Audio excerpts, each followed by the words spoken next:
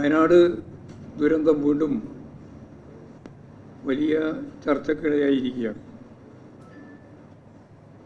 മനുഷ്യ മനസാക്ഷിയെ ഞെട്ടിച്ച രീതിയിലുള്ള ഒരു ദുരന്തമാണ് വയനാട് ചൂരൽമല ഉൾപ്പെടെയുള്ള മേഖലയിൽ ഉണ്ടായിട്ടുള്ളത്. 231 മൃതദേഹങ്ങളാണ് നമുക്ക് കണ്ടെത്താൻ സാധിച്ചത്. 59 പേരെ ഇതുവരെയും കണ്ടെത്തിയിട്ടില്ല. 1685 കെട്ടിടങ്ങൾ തകർന്നു എന്നാണ് കണക്കാക്കിയത്. അതിൽ 328 വീടുകളും ഉൾപ്പെടുന്നതാണ്. ഈ സംഭവം ഉണ്ടാക്കിയ മാനസികവും അതുപോലെ തന്നെ പ്രയാസകരവുമായ ആഘാതം, അതിൻ്റെ ഒപ്പം ചേർന്ന് വന്ന മറ്റ് കാർഷിക മേഖല ഉൾപ്പെടെയുള്ള നഷ്ടം, ഇതെല്ലാം ചേർന്നുണ്ടായ വലിയ ദുരന്തം, അതാണ് സമീപകാലത്തൊന്നും ഇല്ലാത്ത രീതിയിലുള്ള കേരളത്തിലെ വയനാട് ദുരന്തം. ലോകം മുഴുവൻ ഈ ദുരന്തത്തിൽ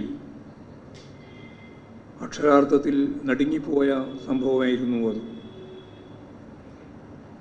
കേരളത്തിൻ്റെ മനുഷ്യസ്നേഹപരമായ ഇടപെടൽ എന്തായിരുന്നു എന്ന് ആ സംഭവത്തിൻ്റെ മുന്നിൽ കൃത്യമായ സന്നദ്ധ പ്രവർത്തനത്തിലൂടെ കേരളം കക്ഷി രാഷ്ട്രീയത്തിനതീതമായ ഐക്യബോധത്തോടെ പ്രവർത്തിച്ചു എന്നുള്ളതും മാതൃകയാണ്. അതിനെ തുടർന്നാണ് സഹായങ്ങൾ വയനാട് ദുരന്തവുമായി ബന്ധപ്പെട്ട് മുഖ്യമന്ത്രിയുടെ ദുരിതാശ്വാസ നിധിയിലേക്ക് പ്രവഹിച്ചത്. ലോകത്തിൻ്റെ നാനാഭാഗങ്ങളിൽ നിന്നും മലയാളികൾ ഉൾപ്പെടെയുള്ള നിരവധി കൂട്ടായ്മകളും സംഘടനകളും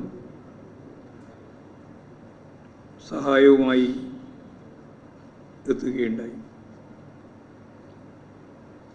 സംസ്ഥാനത്തിൻ്റെ അകത്തു മാത്രമല്ല, സംസ്ഥാനത്തിൻ്റെ വെളിയിൽ നിന്നും ഇതുപോലുള്ള സഹായങ്ങൾ ലഭിച്ചു. എല്ലാ രീതിയിലുള്ള സംവിധാനങ്ങളെയും കൂട്ടി യോജിപ്പിച്ച് സംസ്ഥാന സർക്കാർ കുറ്റമറ്റ രീതിയിലാണ് അവിടെ ദുരിതാശ്വാസ പ്രവർത്തനങ്ങളെല്ലാം മുന്നോട്ടേക്ക് നയിച്ചത്.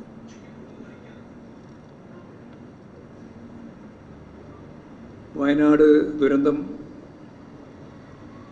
കേരളം ഒന്നാകെ ഒന്നിച്ച്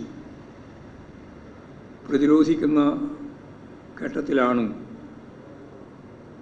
കഴിഞ്ഞ ഓണ ദിവസം ഒരു ദൃശ്യ മാധ്യമം ഒരു വാർത്ത പ്രസിദ്ധീകരിച്ചത്. കണക്കിൽ കള്ളമോ എന്ന് പറഞ്ഞുകൊണ്ടാണ് ആ വാർത്ത ഉണ്ടാക്കിയത്. അതിൽ പറയുന്നത്, തെറ്റായ കണക്കുകൾ നിരത്തി കേന്ദ്ര ഗവൺമെൻറ്റിൽ നിന്ന് പണം പിടുങ്ങാനുള്ള നടപടികൾ സംസ്ഥാന സർക്കാർ സ്വീകരിക്കുന്നു എന്നാണ്. ഇതിനെ തുടർന്ന് മറ്റ് ദൃശ്യമാധ്യമങ്ങളും ഇത് ഏറ്റുപിടിച്ചു. തുടർന്ന് നവമാധ്യമ മേഖലയിലും ഇതിൻ്റെ ഭാഗമായിട്ടുള്ള പ്രതിഷേധങ്ങളും സംശയങ്ങളും ഉന്നയിക്കുകയുണ്ടായി. ഓണത്തിന് പത്രമില്ല എങ്കിലും അടുത്ത ദിവസം പ്രിൻ്റ് മീഡിയയും ഇതേപോലെ തന്നെയുള്ള വാർത്ത പ്രസിദ്ധീകരിച്ചു. ഒറ്റ ദിവസം കൊണ്ട് ലോകത്തെമ്പാടും ഈ വാർത്ത പ്രചരിപ്പിക്കാൻ മാധ്യമ ശൃംഖലക്ക് ആയി.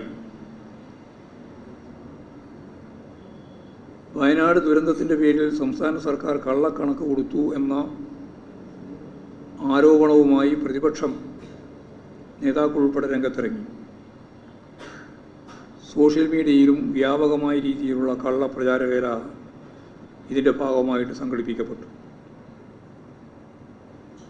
ചുരുക്കി പറഞ്ഞാൽ കേരളത്തിനെതിരെ വലിയ രീതിയിലുള്ള ദുഷ്പ്രചരണം എല്ലാ സീമകളും കടന്ന് മുന്നോട്ടേക്ക് വന്നു എന്നുള്ളതാണ് ചിത്രം.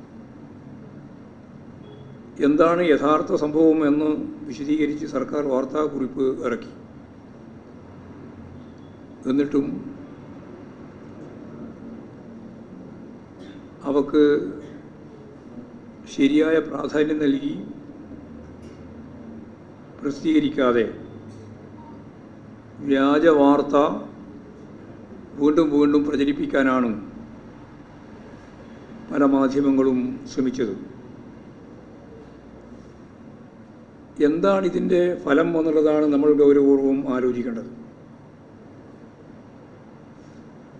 കേരളം കണക്കുകൾ പെരുപ്പിച്ച് പറഞ്ഞ് അനർഹമായ കേന്ദ്ര സഹായം തട്ടിയെടുക്കാൻ ശ്രമിക്കുന്നു. ഇതാണ് വ്യാജ കഥയായിട്ട് പ്രചരിപ്പിക്കുന്നത്.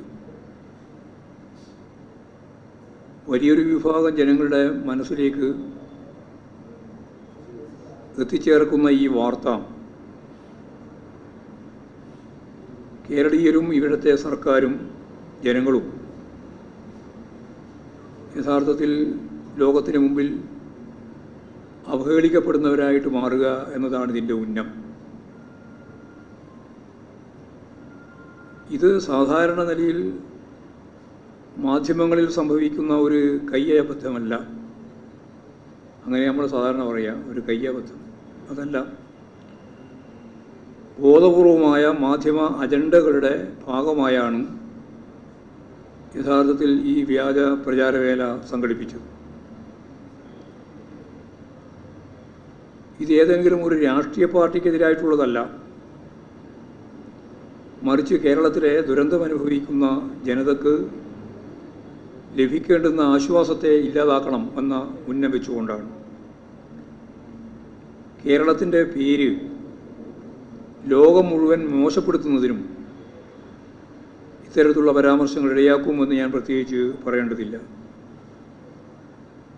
നാട് തകർന്നാലും LDF സർക്കാരിനെ കരിവാരി തേക്കാനുള്ള അജണ്ട ഞങ്ങൾ മുന്നോട്ടേക്ക് കൊണ്ടുപോകും എന്ന് തന്നെയാണ് പ്രതിജ്ഞ.